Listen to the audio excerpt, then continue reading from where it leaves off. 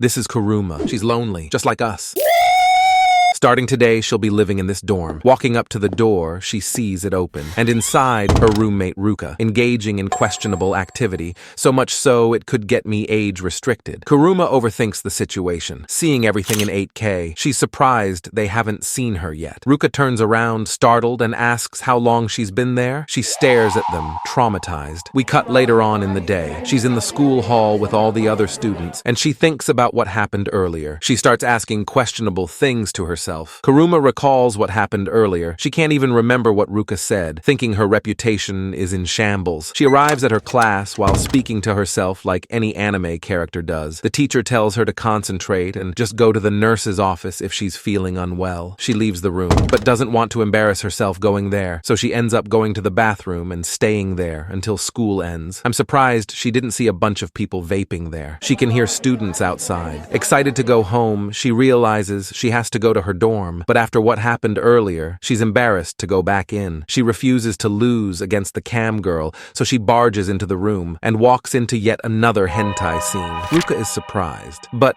she's right next to the door, so there's nothing surprising there. She apologizes. Kuruma notices that it's a different girl this time. They introduce themselves to each other. Kuruma starts to see how nice she is. She pats Kuruma on the head. She thinks that Ruka is dating two people at the same time. Ruka tries to justify her questionable behavior. She tells her not to tell anyone else. She likes getting into girls who seem frustrated, if you know what I'm saying. After this, she's probably not going to stop bringing girls over. So Kuruma comes up with an idea. She wants Ruka to teach her how to use scissors. She offers herself so that Ruka wouldn't need to invite other people over to their dorm room. She asks her why Kuruma would want to do this if they both just met each other. She thinks it would be beneficial for both of them. While clenching up to her body, Ruka asks her to back up. Kuruma looks down on her. She accepts her proposal, surprised that she accepted it. She apologizes for being too close. Ruka tells her she should apologize for pushing her down on the floor. The next day, they're both sitting in front of each other. Ruka is going to show her what it means to be a friend, since Kuruma doesn't know the technique. Ruka holds her hand and whispers. They kiss like they're eating something. They took some inspiration from Bocchi. Kuruma starts feeling hot. She says hugs are things she does with her female friends. She tells her she doesn't have any besides Ruka. She apologizes and tells her that she doesn't have to force herself on her, and this whole thing isn't logical because she could just go to her roommate's room. Ruka was leaving to go and have a bath. Kuruma shouts at her to wait and pulled her, then held her hand. She couldn't speak. Ruka tells her she'll wait for her. They both sit on the bed and talk to each other about mingling. Kuruma says she wants to overcome her fear of talking to people by touching her. Are you alone?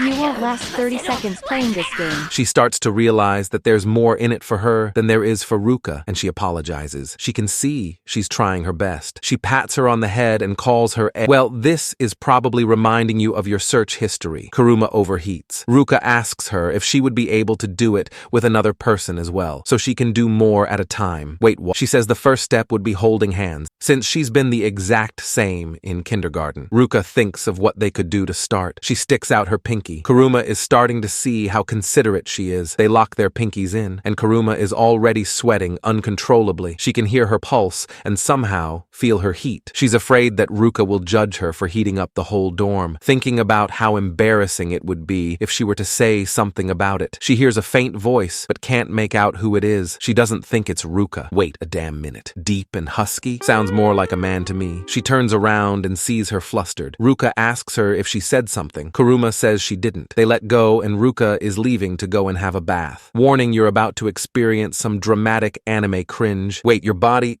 is it all right? She didn't understand what she was trying to say. So she asked Kuruma. She was worried about her because she turned so red it looked like a skin disorder. She dismisses it and paused for a moment. She uses the excuse to take a bath again and vanishes. Kuruma falls to her bed exhausted and relieved that she's alone. This is the most she's ever talked to anyone. She thought that Ruka was scary, but her opinion of her has changed. I wonder why. She thinks touching someone was nice. Meanwhile, Ruka is in the bathroom. She thought that Kuruma was a weirdo, but is starting to see her split personality. They're both sitting there thinking about each other. Ruka feels different about her for some reason, and I can't quite put my finger on it either. The name is Convenient Semi-Friend. So ask for the name, I dare you.